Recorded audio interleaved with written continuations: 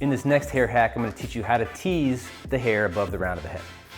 We're going to take our section here, and again, the goal is to remove about 50% of the weight. So I'm going to elevate it all the way up.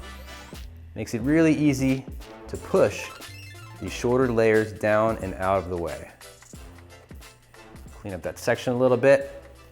There we go. So the next thing I'm going to do is I'm going to take my foil, wrap it around the tail, and then I'm going to take it and push it against this tease here. Once I have that tension here holding the foil in place, I'm going to push this tease just a little bit further toward the edge of that foil. Then I'm going to hold this with tension, and then I can go ahead and paint without having to worry about any of this tease getting in my way.